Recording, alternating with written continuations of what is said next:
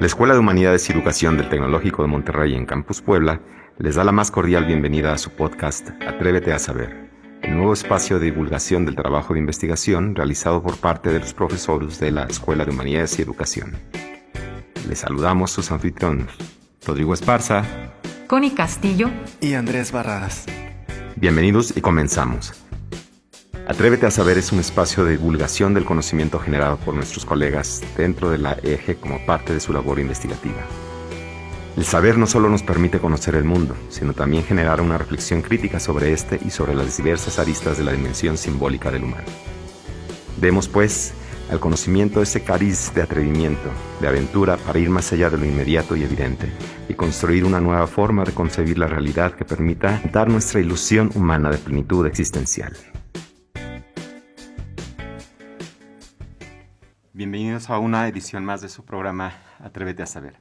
En esta ocasión nos acompaña dos figuras muy entrañables, muy queridas aquí en el TEC de Monterrey. Por una parte, la doctora Gaby Sued y por otra, el doctor Andrés Barradas. La doctora Gabriela Sued, es argentina de nacimiento y mexicana de residencia. Es doctora en Estudios Humanísticos con mención en Estudios Culturales de la Ciencia y la Tecnología por el Instituto Tecnológico de Monterrey, en Campus Ciudad de México. Es magíster en Ciencia y Tecnología por la Universidad Nacional de Quilmes, en Argentina. Actualmente es investigadora postdoctoral en el Instituto de Investigaciones Sociales de la UNAM con un proyecto sobre culturas algorítmicas, plataformas sociales y métodos de investigación centrados en datos. Es profesora de posgrado de Ciencias Políticas y Sociales de la Universidad Nacional Autónoma de México y en la Maestría en Humanidades Digitales del Tecnológico de Monterrey. Es miembro del Sistema Nacional de Investigadores, categoría 1. Bienvenida, Gaby. Buena tarde y pues bienvenido, Andrés. Muchas gracias. Gracias por la invitación. Muy bien, pues vamos a empezar con una pregunta que hacemos habitualmente a quienes nos acompañan por acá, que es un tanto tangencial a la temática del texto. Ahorita les presentamos el título del texto con el cual pues vamos a mantener una conversación con la doctora Gaby. La pregunta es pues aparentemente sencilla, pero queremos conocer tu respuesta. ¿Por qué consideras, por qué nos tendríamos o por qué nos tenemos que atrever a saber? Bueno, me parece que hay un montón de respuestas a esa pregunta. Primero, creo que los seres humanos somos curiosos por naturaleza. Siempre queremos saber qué es lo que hay más allá. Y eso nos pasa mucho cuando somos niños y niñas. Y después es esperable que nuestra formación y nuestro sistema educativo fomenten y promuevan esa curiosidad que todos tenemos cuando somos niños, ¿no? O sea, que es un poco como que está en nuestra propia naturaleza. Eso por un lado. Y por el otro lado, me parece que hay que atreverse a saber para poder tomar buenas decisiones en la vida. Saber más nos va a permitir pensar mejor y nos va a permitir actuar todavía mejor. Muy bien, pues entonces, bajo tal entendido, es que ahora sí nos adentramos al comentario sobre tu artículo. El artículo lleva por título Entrenar al algoritmo, gobernanza, agencia y literacidad en el uso de YouTube.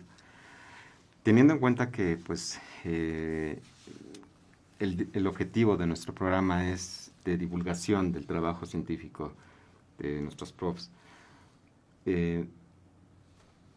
el título tal vez podría parecer en primera instancia una suerte de obstáculo. Uh-huh. Entonces creo que sería importante ir aclarando para nuestra audiencia, estos tres conceptos: gobernanza, agencia y literacidad. ¿Qué podríamos entender o qué debemos entender por cada uno de estos? Claro, hay como una relación de tensión y de alguna manera de causalidad entre los tres términos. Este artículo lo escribí dentro de un proyecto un poco más amplio que estaba tratando de entender las relaciones que se establecían entre objetos técnicos que nos pueden parecer dentro de las ciencias sociales y las humanidades un poco extraños, como los algoritmos, que son generados como en un medio ingenieril y que de repente empiezan a actuar en un montón de lugares donde media información, ¿no? El algoritmo de Netflix, por ejemplo, Netflix dice, tenemos un algoritmo que es infalible y que puede predecir todo lo que nuestras audiencias pueden desear en materia de contenidos audiovisuales. Después tienes, por ejemplo, a Facebook o a Instagram, que todos los años cambian su algoritmo y que todas las personas corren detrás para saber cómo funciona ahora el algoritmo de Facebook o de Instagram. Tenemos el algoritmo de Google, que Google dice que es su secret sauce, dice, su salsa secreta, que no quiere, digamos, transparentar cómo es que millones y millones de personas que buscan diariamente información en Google acceden al primero o al segundo título o al tercero. Nunca sabemos cuáles son esos criterios de jerarquización de información, porque hay algunas cosas que se ven muchísimo y otras cosas que no se ven nada.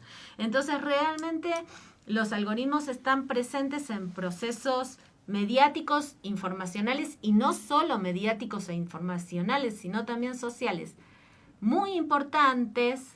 Parecen ser un poco como omnipotentes porque actúan todo el tiempo en interacción con nosotros, saben mucho de nosotros y nosotros de ellos casi no sabemos nada.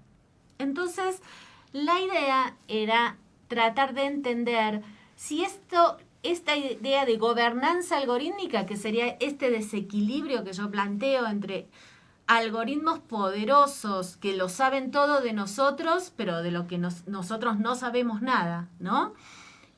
Plantear si esta gobernanza algorítmica es una gobernanza algorítmica que nos deja sin libertad de movimiento, que nos deja sin libertad de decisión, que nos deja sin agencia, ahí está el segundo término, o si bien nosotros podemos hacer frente a ese poder de los algoritmos con algunas tácticas cotidianas que nos permitan tener un mejor control de nuestro acceso a la información.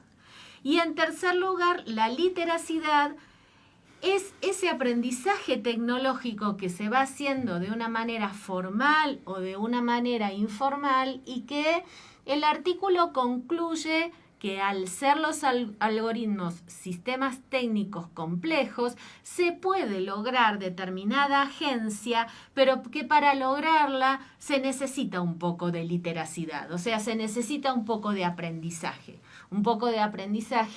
acerca del funcionamiento de las plataformas, acerca de qué es un algoritmo, de cómo jerarquiza la información los algoritmos, que los algoritmos a veces tienden a presentar repetidamente la misma información sobre ciertos temas, y eso arma lo que se llaman burbujas de filtro, y entonces conocer qué son las burbujas de filtro y cómo poder minimizar esos riesgos, todo eso tiene que ver con lo que llamamos la literacidad.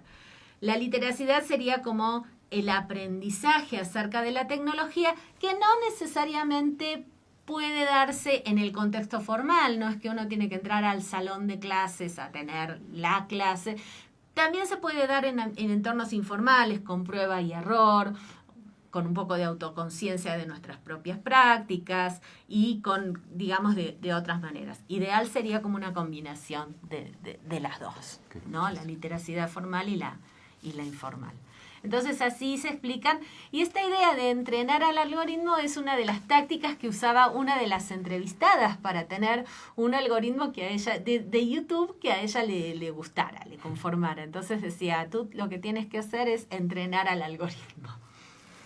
Gracias. En esta convergencia, Gaby, de la gobernanza algorítmica, agencia y literacidad, suponemos, y de facto lo comentas en el texto, el tema del control.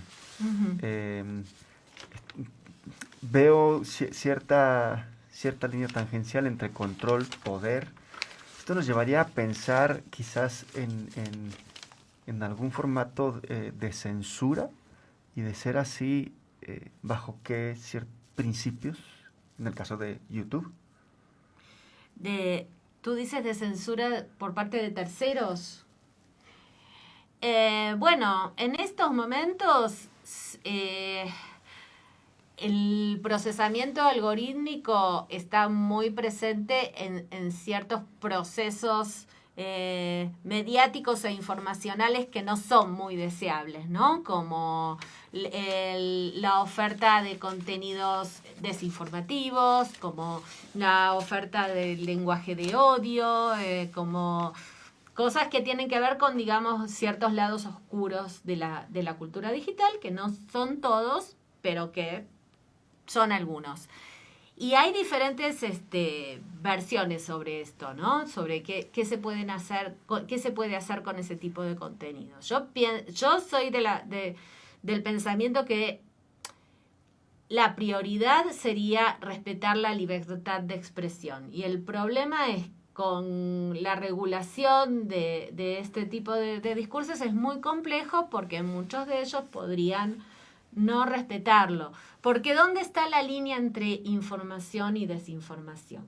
¿Dónde está la línea? Uno puede decir el discurso de odio es un discurso ofensivo. ¿Dónde está la línea entre lo que es ofensivo y lo que no lo es? Y eso es un tema muy complejo. No quiero decir que no tenga solución, pero a lo mejor nunca va a tener una completa solución, porque van a haber siempre diferentes perspectivas acerca de eso. Por ejemplo, en Europa hay ciertas perspectivas que tienden a la regulación de la desinformación y del discurso del odio, y en Estados Unidos no. Entonces, nunca va a haber una visión homogénea. E incluso uno va viendo casos que se van presentando en diferentes países y algunos países toman resoluciones a favor y otros países en contra sobre casos que son muy parecidos.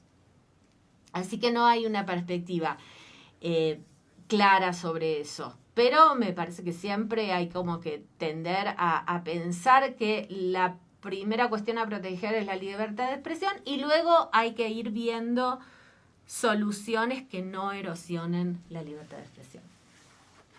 Muy bien. Y pues sí, retomando estas ideas y siguiendo tal vez en esa misma línea precisamente, desde el plano de quien consume o de quien echa mano de estas plataformas, ¿cuál consideras que habría de ser el papel de las habilidades digitales en la constitución de nuevas ciudadanías? Y el papel de las habilidades digitales es un papel muy importante. Digamos, al respecto de la formación de habilidades digitales, sea en ámbitos formales o en ámbitos informales, hay también una controversia. Hay quienes sostienen que la formación es muy importante y hay quienes sostienen que realmente no aportaría, vamos a decir. Lo que yo pienso es que estas tecnologías de plataforma, digamos, son tecnologías complejas, porque en ellas median muchísimos procesos. Uno puede pensar que, por ejemplo, hacer un posteo en una red social es un proceso relativamente simple. No tiene que tocar más de 2 o 3 botones para hacer eso.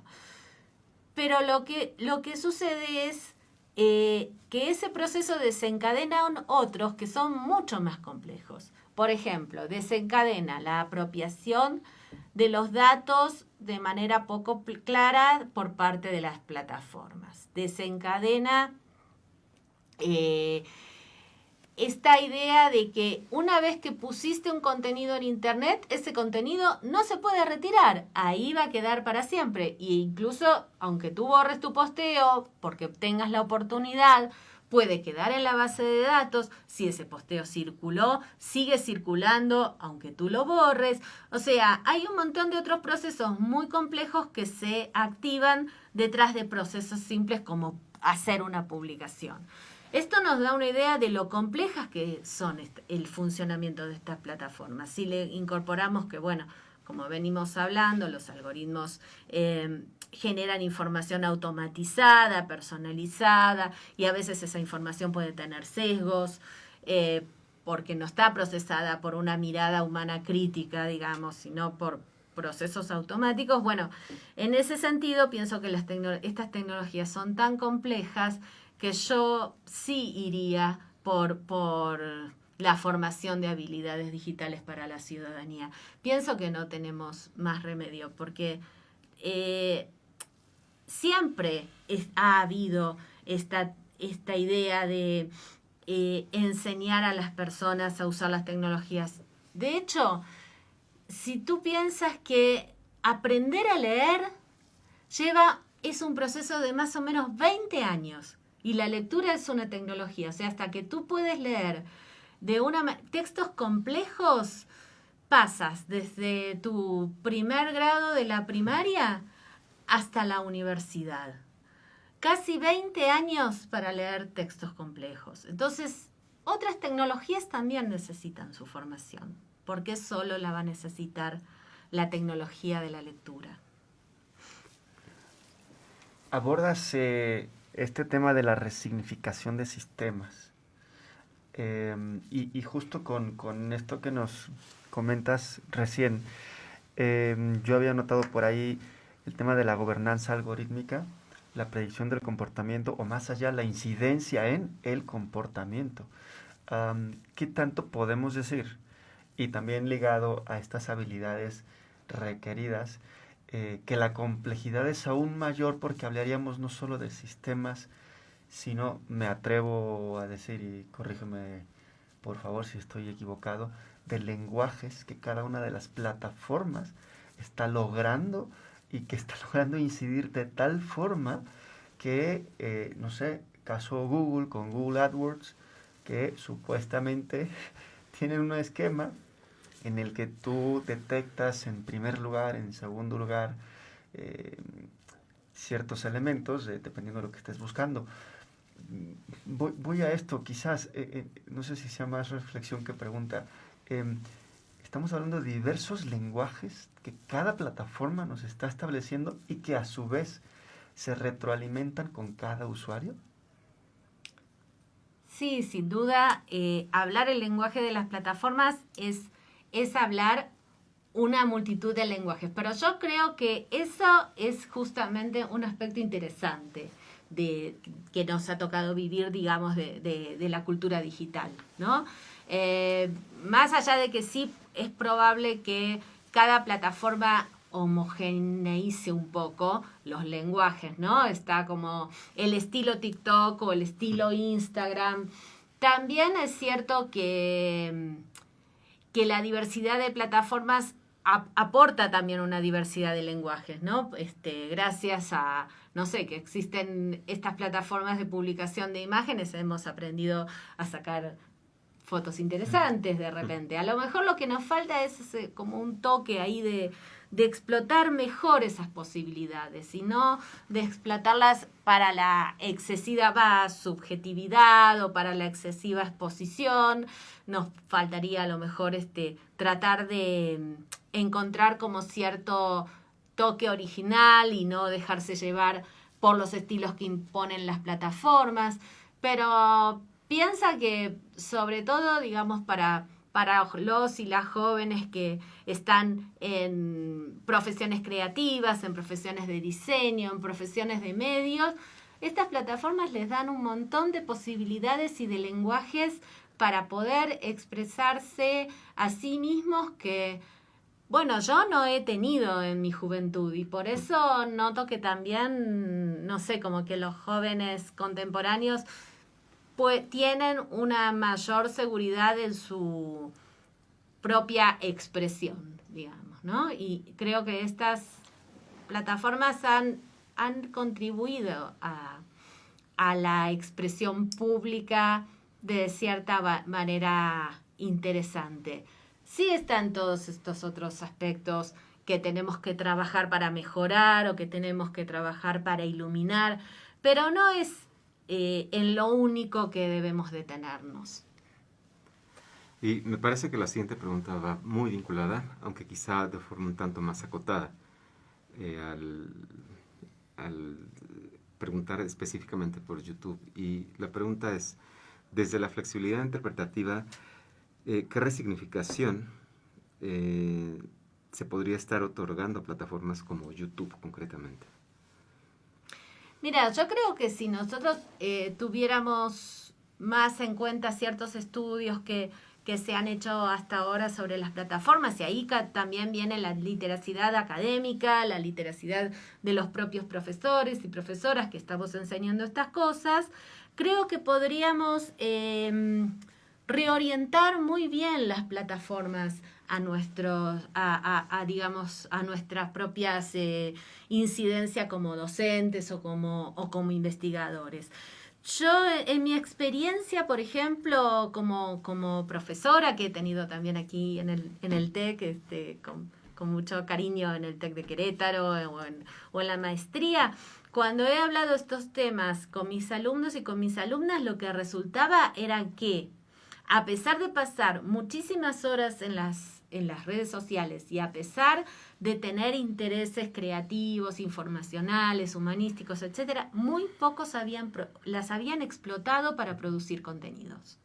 Aunque sea de una manera amateur o aunque sea o de una manera pro-am, ¿no? Poder explotarlas para poder armar su propio portafolio, sus propios intereses. Para mí, digamos, una plataforma como Instagram es una plataforma ideal para entrenar el ojo creativo. No es solamente una plataforma para publicar nuestras fotos en las vacaciones en traje de baño. Es la posibilidad de poder ver una escena interesante y capturarla y postearla. Y esos likes no tienen que ver con la propia autoestima, tiene que ver con ver cuál es la reacción de las personas ante lo que a nosotros nos parece interesante. Pienso que podríamos hacer esa reorientación en donde las plataformas se utilizaran de un modo más objetivo que subjetivo. No entiéndese no la objetividad como la imparcialidad, sino para poder representar el mundo, no a nosotros mismos, vamos a decir. Sin embargo, hay un tema aquí muy importante, ¿no? Que el tema de las redes sociales nos da una extensión como personas y que alude más hacia el entretenimiento que a una cuestión como más objetiva. ¿Qué pasa si comentabas en tu artículo al respecto de las tácticas, que hay una percepción, ¿no?, de este grupo de chicos y chicas como tácticas en respuesta a esta gobernanza algorítmica? Y me hace pensarlo también en el nivel global. Como ya lo decíamos, recientemente Europa acaba de lanzar una serie de políticas públicas, ¿no? Con algunas redes sociales, el manejo que están haciendo. Estas tácticas que se detectaron ahora, son 4 o 5 tácticas que se están utilizando. ¿Se esperaría que en algún momento estas tácticas conformaran a su vez una suerte de modelo o de sistema/lenguaje en contra de esta gobernanza? Y si sí, alguien lo lograra, ¿no seguiría siendo una forma de búsqueda de control? Bueno, las tácticas siempre son, como dice mi amigo Emiliano Treré, él dice que las tácticas son las estrategias del débil, ¿no? Entonces, estas tácticas son lo que nosotros en estos momentos podemos ver que emerge de la creatividad de las personas para poder hacer frente a consumos automatizados que no necesariamente las conforman, digamos, ¿no?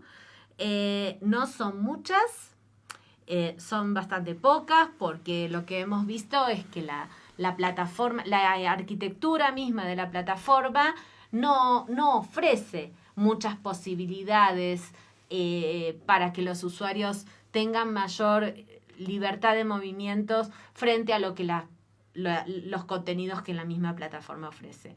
Pueden usar a lo mejor el buscador, pueden usar algunas tácticas que a mí me parece que sí son yo las veo como un poco, como diría, no tan positivas porque tienen que ver con el restringir sus propios deseos de búsqueda, ¿no? Para poder no desconfigurar, digamos, su página de inicio frente a contenidos que a lo mejor les interesan más de forma permanente que algunas búsquedas contingentes que desean hacer. Dice, bueno, si hago esta búsqueda contingente, todo este algoritmo que yo trabajé durante un montón de tiempo se me desconfigura enseguida, entonces ya no las hago. Bueno, eso no me parece, digamos, una actitud tan positiva porque nos estamos privando de cosas para poder tener otras. Pero en todo caso, también es digamos, una libertad que ejerce el individuo. No hay mucho en general, digamos, no estamos ante unos consumidores que consuman todo lo que el algoritmo les ofrece, que en ese caso, si eso sucediera sobre determinados temas, realmente sí se entra en una burbuja de filtro. Y eso me lo han dicho los propios entrevistados y entrevistadas, que si tú consumes, por ejemplo, contenidos políticos y lo dejas, vas a llegar a un momento en que los contenidos políticos se van a extremizar, digamos, ¿no? Entonces eso sí sucede y bueno, son tácticas para no llegar a esos extremos y eso está bien porque están demostrando que hay un pensamiento crítico en el medio para poder no llegar a eso, ¿no? Hay mucha gente que lo trata de controlar. Ahora yo diría, bueno, al final esa también no es una forma de control. No, esa no sería igual una forma de control. ¿Por qué? Porque el individuo, el usuario, no está en la misma posición que la plataforma. O sea, no tiene el poder. Es una manera de limitar el poder. Pero, y en ese sentido, me parece que limitar el poder para poder tener nuestra propia libertad de maniobra, me parece una, digamos, táctica muy saludable, ¿no? Diría eso. Muy bien, y entonces teniendo en cuenta pues las opciones que ofrece el algoritmo, una de ellas se mencionó que es el entretenimiento. Sí. ¿Dirías que a mayor entretenimiento, menor capacidad crítica al consumir YouTube, por ejemplo? Y en algunos casos eso me ha dado como esta impresión de que si el consumo es más pasatista, la gente se suele dejar llevar más, es como un consumo más que tiene que ver con lo televisivo. Pero también tampoco era el único consumo que aparecía. También había cuestiones educativas, también había cuestiones, como te decía, de pensamientos críticos contemporáneos, pero tampoco es que realmente aparecía solo el entretenimiento. Sobre todo en jóvenes universitarios aparece mucho la idea de usar la plataforma para la formación y para la educación. Por ahí cosas muy puntuales, ¿no? Saber cómo usar un programa, saber cómo armar determinada construcción de diseño, etcétera. Entonces para cosas muy puntuales también se usa. Entre los jóvenes que yo entrevisté, prácticamente todos usaban la plataforma para lo educativo y ahí reconocían ellos que a lo mejor no filtraban tanto la información, que lo primero, digamos, que aparecía, ellos lo podían tomar o lo que tenía más visitas, etcétera. Reconocían que no hacían como una búsqueda más profunda. Me parece que también ahí las instituciones tienen que ir viendo que el aprendizaje en algún punto se plataformiza y saber cómo gestionar esa plataformización, cómo apropiarse también y cómo no perder terreno frente a la plataformización. Justo, quizá no como pregunta, pero sí como pensamiento, tenía justamente esa reflexión, el cómo desde el sector académico podemos y debemos estar muy de la mano en esta literacidad y junto con las generaciones que quizás rompen algunos de los lenguajes con los que crecimos, algunos de los esquemas con los que crecimos, pero que nos ayudan a construir o deconstruir, ¿no? Una suerte de resignificación o de entendimiento de cómo vincularnos con las plataformas. Exacto, exactamente. Mira, yo lo que estuve pensando últimamente es que las universidades estuvieron de las manos de la tecnología históricamente. Las universidades han sido uno de los 4 ejes creadores de Internet, según Manuel Castells, ¿no? El otro fue la parte militar de Estados Unidos, los innovadores tecnológicos y el gobierno. Y las universidades eran uno de estos 4 ejes. En ese momento, las universidades, vamos a decir, no diría tenían el control, pero las universidades tenían el poder de decisión de lo que iba a ser Internet en ese momento. Ahora, con la omnipresencia de las plataformas, me da la sensación de que las universidades se dejan llevar por las plataformas y no ponen el punto de decir, nosotros somos las universidades y somos en algún punto los inventores de Internet y nosotros vamos a decidir hasta dónde las plataformas van a entrar en la vida educativa de la universidad y hasta dónde no lo van a hacer, ¿no? Parece que ahí hay... y es una situación de las que las plataformas muchos se aprovechan porque las universidades están llenas de personas, de información y de conocimiento. 3 puntos que con las tecnologías de la información y de la comunicación van muy de la mano. Entonces ahí me parece que hay otro tipo de relaciones y de maridajes para pensar en donde la universidad no deje de perder el poder de decisión sobre las formas de aprendizaje. Digamos. Muy bien, pues para ir cerrando esta conversación, ¿cuál consideras que podría ser el aporte más enriquecedor de este artículo?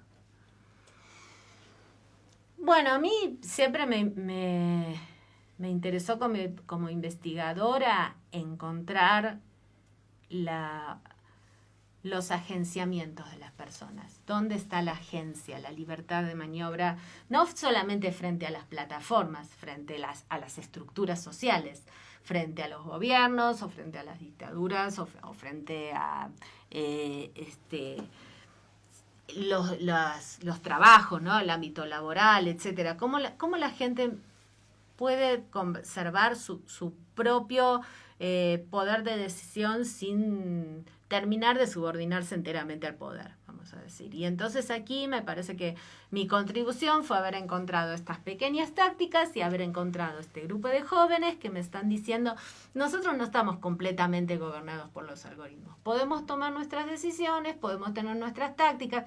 Bueno, por supuesto la agencia no es total, pero tampoco es total la gubernamentalidad algorítmica. Y eso es lo que yo siempre ando buscando. ¿Por qué?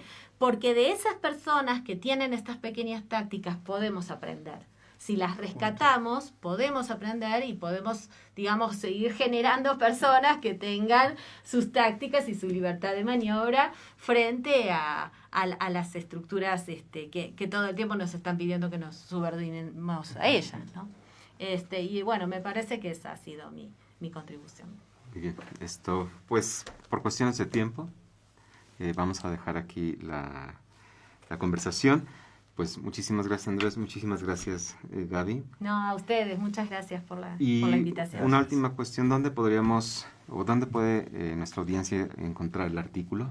El artículo es un artículo que está en acceso abierto, es un artículo al que cualquiera puede acceder, está en la revista Contratexto, número 37, editada por la Universidad de Lima en junio de 2022. Así que en el sitio web de Contratexto la van a encontrar fácilmente y sin ningún problema.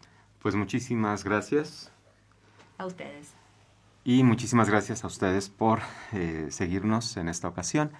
Y ¿ustedes se atreven a saber? Muchas gracias por su generosa atención y nos encontramos en nuestra próxima emisión de su podcast Atrévete a saber. ¿Y tú, te atreves?